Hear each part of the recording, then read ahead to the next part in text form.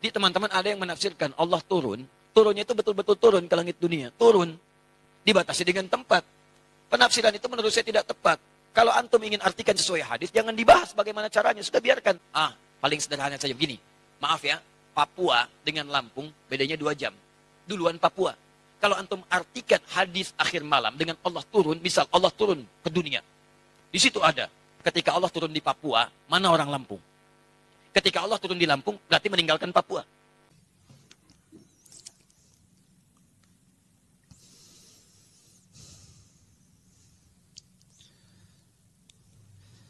Saya ingin dijelaskan mengenai hadis Allah turun ke langit dunia di setiap malam. Yang menyebutkan Allah turun ke langit dunia di setiap malam di sepertiga akhir malam adalah Rasulullah Sallallahu Alaihi Wasallam. Ya, kita wajib mengimani dan wajib percaya dengan hadis tersebut. Dan ucapan Rasul itu bukan sekendaknya, bukan seperti kita asbun, asal bunyi, asal ngomong, tidak. Ketika Rasul menyebutkan Allah turun ke langit dunia di setiap akhir malam, itu berdasarkan wahyu, ya. Sesuai dengan yang ada di dalam Al-Quran, Nabi Muhammad itu berbicara berdasarkan wahyu, ya. Wa ma yantiqu 'anil hawa in huwa illa wahyu yuha.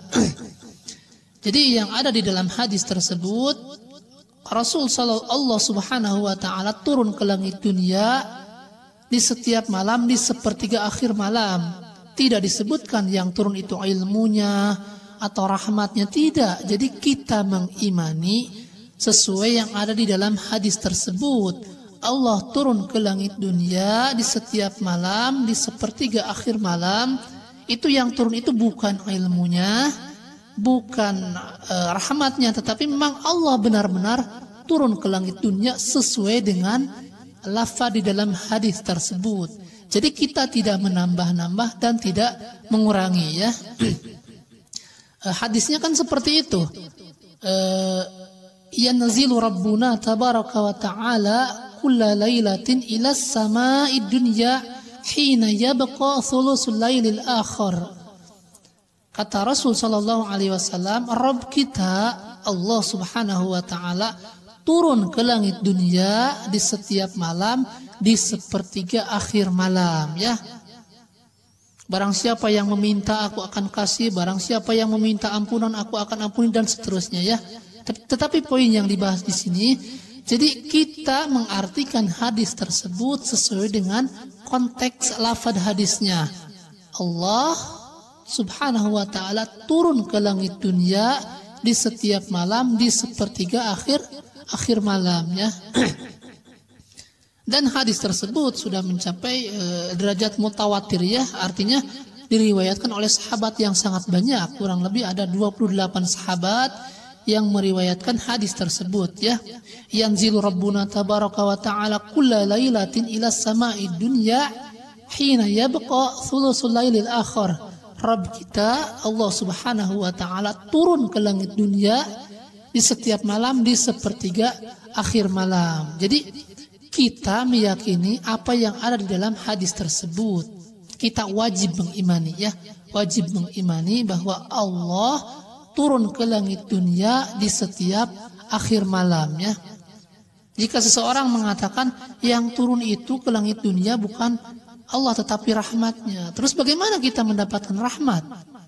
Jika yang turun itu rahmatnya sekedar ke langit dunia, tidak sampai ke dunia, sekedar tergantung di langit dunia, ya.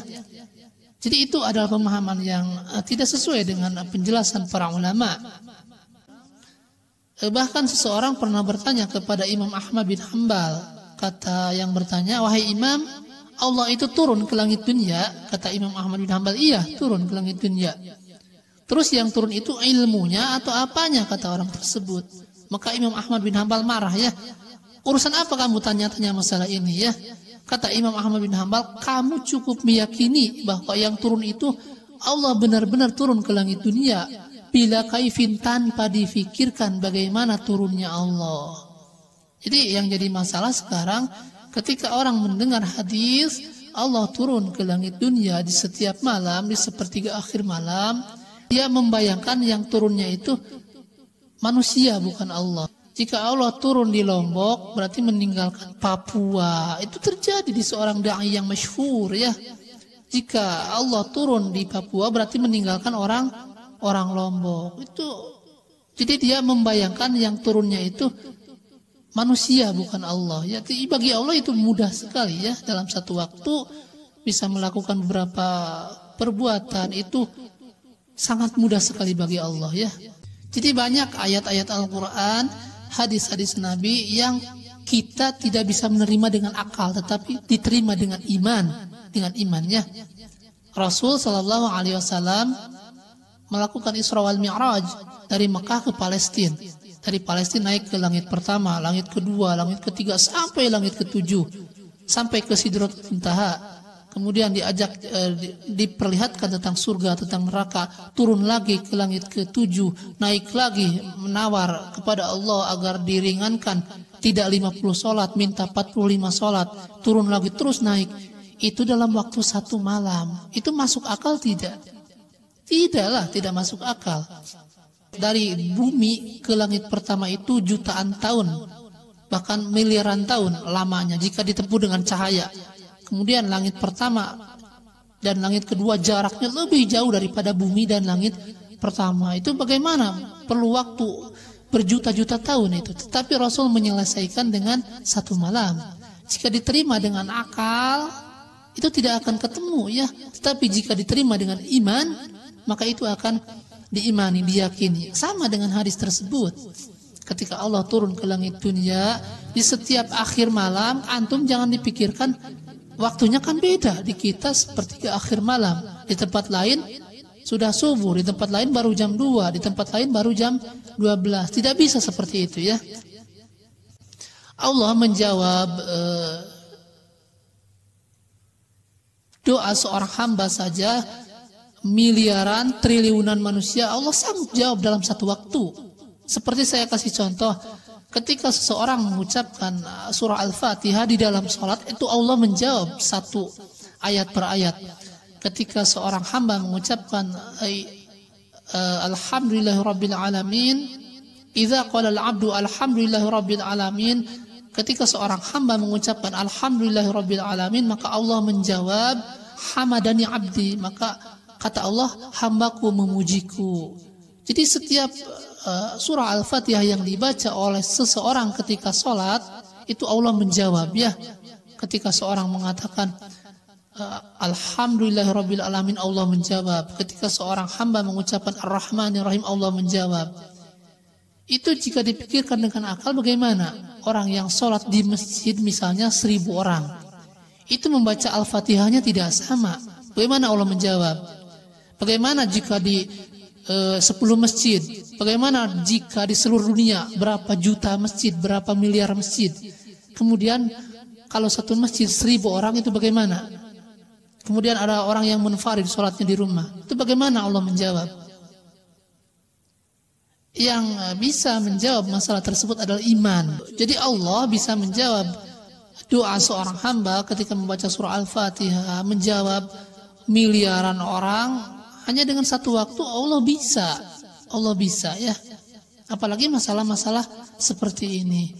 Jadi yang jadi masalah sekarang, ketika orang mendengar hadis Allah turun ke langit dunia di setiap malam, di sepertiga akhir malam, dia memikirkan bagaimana ya turunnya Allah. Nah, itu bermasalah.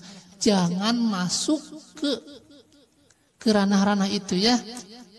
Nah, jadi kita meyakini hadis tentang nuzul, tentang turunnya Allah ke langit dunia di setiap akhir malam, kita meyakini hadis tersebut sesuai dengan lafaz hadisnya. Jadi bukan rahmatnya, bukan ilmunya, tetapi Allah benar-benar turun ke langit dunia. Dan tugas kita ketika malam, seperti akhir malam, kita bangun, ya, meminta kepada Allah, meminta ampunan, meminta segala macam, ya. Nah, mungkin seperti itu. Wallahu a'lam bishawab.